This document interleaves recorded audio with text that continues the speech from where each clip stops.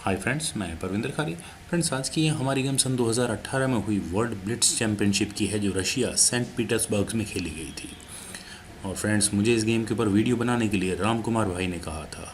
Friends, ये game है 19th round की, जहां मुकाबला था शकरियार मेमेद्रेव और मैग्नस कार्लसन के बीच में। और इस गेम के बारे में जो बात देखने लायक है वो यहाँ है इसकी एंड गेम। तो आइए फ्रेंड्स, सीधा इस गेम पर चलते हैं। यहाँ गेम की शुरुआत की शकरियार मेमेद्रेव ने D4 के साथ, तो D5 कार्लसन ने यहाँ रिप्लाई दिया। देन C4, तो E6 knight F3, then A6 E3 knight F6 knight C3 D takes C4 bishop takes C4, then B5 bishop को यहाँ हटाना होगा। तो मेमेद्रेव ने अपने बिशप को E2 स्क्वायर पर प्लेस किया, बिशप B7, और इसके बाद यहाँ वाइट ने कैसल किया, knight at B goes to D7, then B3, तो C5 में यहाँ पॉन एक्सचेंज करने की कोशिश, लेकिन मेमेद्रेव ने पहले अपने बिशप को मूव किया B2 स्क्वायर पर। तो बिशप E7, देन रुक C1, और इसके बाद यहाँ कार्लसन ने कैसल किया।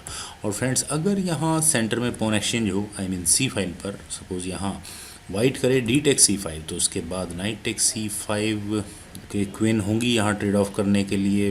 वाइट यहाँ पहले कर सकता है B4, नाइट पर अटैक बना सकता है, तो queen takes D1, rook takes D1, night D7। यहाँ कुछ ज़्यादा खास किसी को बेनिफिट नहीं होने वाला है। तो मेमेद्रेव ने यहाँ किया क्वीन C2, तो रुक C8, और ये रुक क्वीन के सामने प्लेस हो गया।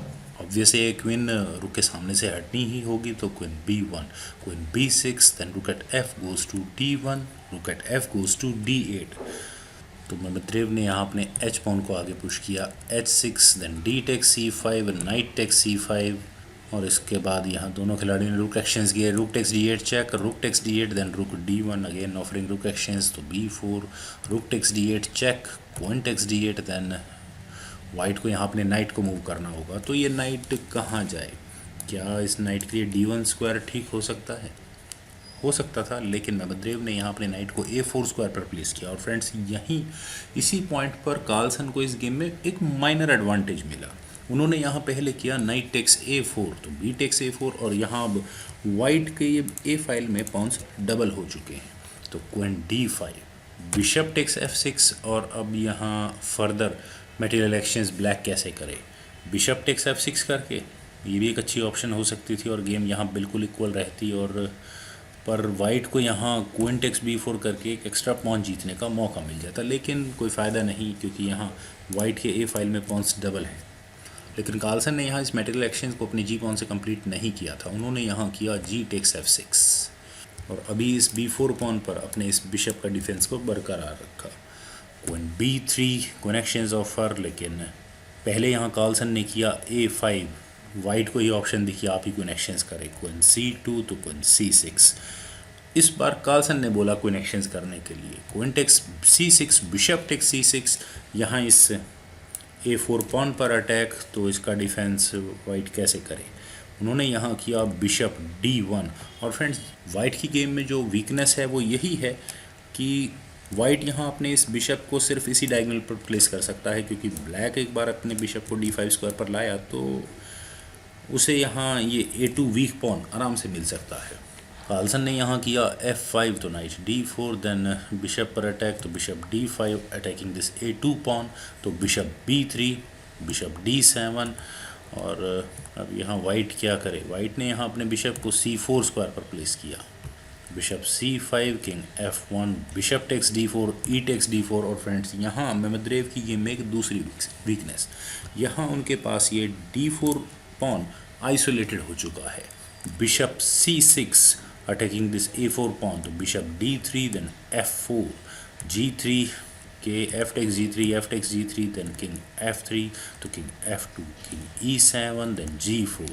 और अब यहाँ वाइट कुछ ना कुछ रास्ता तो निकालने की कोशिश करेगा इस G फाइल पर, तो F6, किंग E3, तो किंग D6, किंग F4।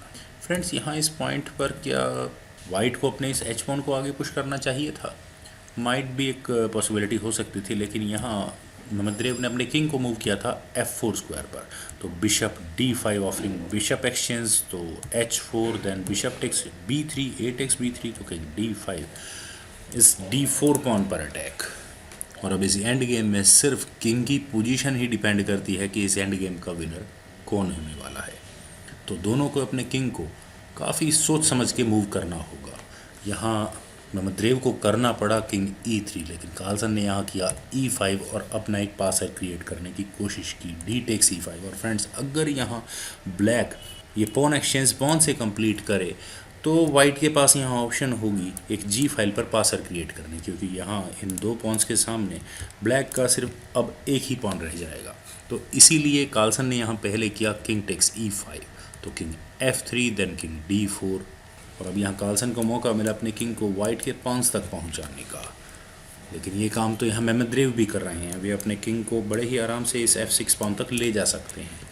तो दोनों ने ही अपने किंग को मूव करना शुरू किया, king F4, king C3, king F5, king takes B3, king takes F6, king takes A4 then G5।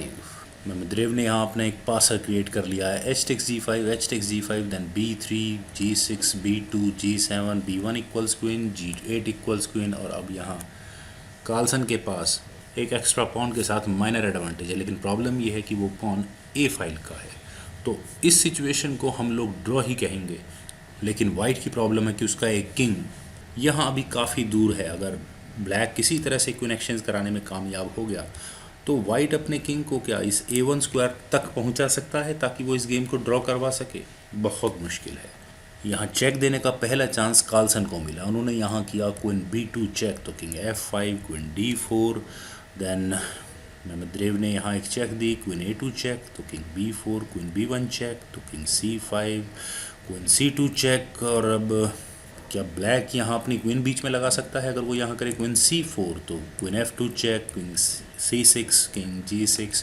और जो भी है वाइट यहाँ बार बार चेक्स देता रहेगा, लेकिन यहाँ भी कार्लसन ने इस चेक का डिफेंस अपनी क्वीन से नहीं किया, उन्होंने अपने क्वीन किंग को ही मूव करना ज़्यादा ठीक समझा, किंग D6, तो queen E4 offering and queen exchange. और अगर यहाँ कार्लसन क्वीन एक्सचेंज कर ले तो मेमद्रेव को यहाँ एक जेन्युइन चांस होगा इस गेम को ड्रॉ कराने का। सपोज अगर यहाँ ब्लैक करे क्वीन टेक्स E4 चेक, तो उसके बाद king takes E4 then king C5, king D3, king B4, king C2 then A4, तो किंग B2। और अब ये पॉन किसी भी तरीके से इस प्रमोटिंग स्क्वायर तक नहीं पहुंचने वाला, क्योंकि ये किंग यहाँ इस A1 स्क्वायर पर जाकर आराम से बैठ सकता है। तो यहाँ ऑब्वियस है कि क्वीन एक्सचेंज नहीं हो सकती। तो कार्लसन ने यहाँ किया किंग C5, तो queen C2 check, king C4। अब यहाँ कार्लसन ने क्वीन एक्सचेंज ऑफर दिया, लेकिन queen F2 check, king C6। और फ्रेंड्स, यहाँ अभी भी शायद वाइट को कुछ चेक्स और देनी चाहिए थी ताकि ब्लैक यहाँ थोड़े प्रेशर में तो रहता, लेकिन उन्होंने यहाँ किया किंग E5। और इसके बाद कार्लसन का last move queen C5 check. और यहाँ इस मूव के बाद मेमद्रेव ने रिज़ाइन कर दिया, क्योंकि फ्रेंड्स अब यहाँ पहले तो मेमद्रेव को फोर्सफुली ये क्वीन एक्सचेंज करनी होगी, क्वीन टेक्स C5 चेक, तो किंग टेक्स C5। और अब किसी भी कीमत पर ये किंग, वाइट का किंग, इस A1 स्क्वायर तक तो बिल्कुल भी नहीं पहुंच पाएगा। तो इसका मतलब कार्लसन की ये क्वीन प्रमोट होगी ही होगी। फ्रेंड्स, उस गेम एंड गेम तक भी बिल्कुल इक्वल चलती है और बहुत ही माइनर एडवांटेज के साथ उस गेम का मोमेंटम किसी के भी फेवर में शिफ्ट होना शुरू हो सकता है, जैसा कि यहाँ इस गेम में हुआ। यहाँ लास्ट के कुछ मूव्स में कार्लसन का किंग मैन्यूवर बहुत ही काम आया, जिसकी वजह से यहाँ मेमद्रेव को रिज़ाइन करना पड़ गया। सो होपफुली फ्रेंड्स, आपको वीडियो पसंद आई होगी। आप इस वीडियो को लाइक करें, शेयर करें और मेरे इस यूट्यूब चैनल चेस गुरु को सब्सक्राइब करें। और आपके कमेंट्स का मुझे बेहद इंतजार रहेगा। Thank you for watching and bye for now.